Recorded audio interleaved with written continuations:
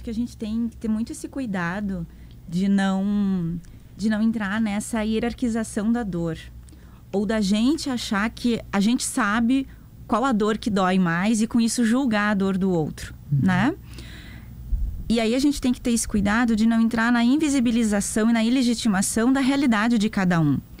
Porque a gente está falando sim de um luto coletivo, mas a gente também está falando de lutos individuais.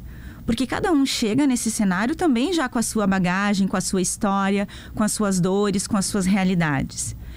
E isso passa também pela significação, pelo significado que cada perda tem para cada pessoa. Então, quando alguém nos diz, eu perdi tudo, pode ser que o tudo daquela pessoa para nós seja relativizado. Mas quando a pessoa diz eu perdi tudo, a gente precisa acolher e legitimar que é o tudo daquela pessoa. E não importa se ela está falando da casa, dos móveis, do local de trabalho, porque a gente também fica muito na concretude e a gente tem, junto com a perda, muitas vezes, da casa, de familiares, que são dores, de fato, imensuráveis, mas a gente tem as perdas simbólicas. As pessoas não perderam só os seus móveis. As pessoas perderam as suas histórias, as suas memórias, a sua identidade, a construção de uma vida inteira. Perder fotografia, por exemplo... Conta a história da foto que tu me contou ali fora. Os meus sogros perderam tudo dentro de casa, em Guaíba. E numa conversa com o meu marido, ele disse pro meu marido que na hora eles saíram com água pelo pescoço a nado. E na hora que ele estava falando com meu marido, ele disse que antes de sair, ele viu o porta-retrato da minha filha na estante. E que quando ele viu ela sorrindo, ele voltou para buscar a foto dela. E a minha sogra também, no sábado, me disse que ela conseguiu salvar as fotos. E ela falou aquilo com muito alívio. Não são só fotografias. Isso é o valor simbólico, né, Arielle? Não o só valor material, simbólico. Né? E a neta sorrindo. Exatamente.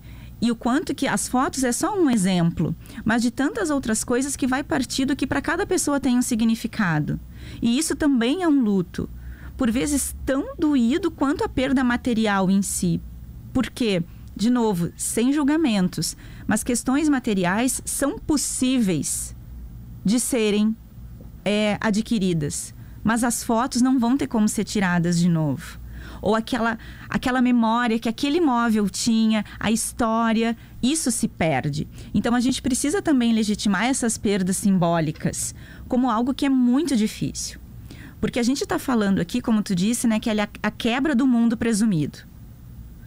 O mundo, se alguém nos dissesse, agora 1 mês atrás, é um absurdo a gente pensar, né, 1 mês atrás, vivendo tudo isso, dias que parecem todos iguais e ao mesmo tempo dias que parecem meses. Se alguém nos dissesse que a gente ia estar vivendo isso aqui, a gente ia dizer, mentira, não, bem capaz.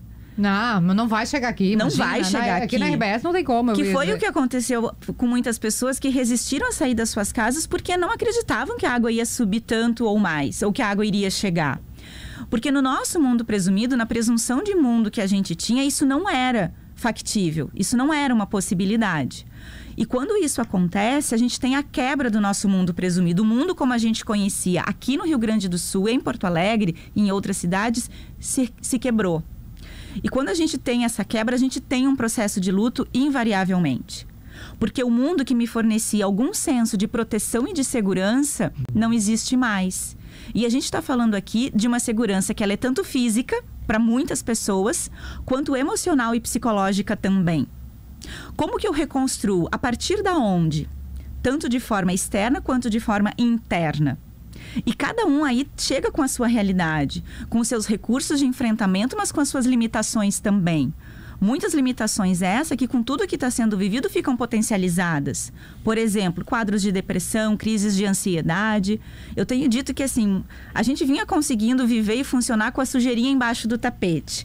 A gente dava uma pisadinha e seguia em frente.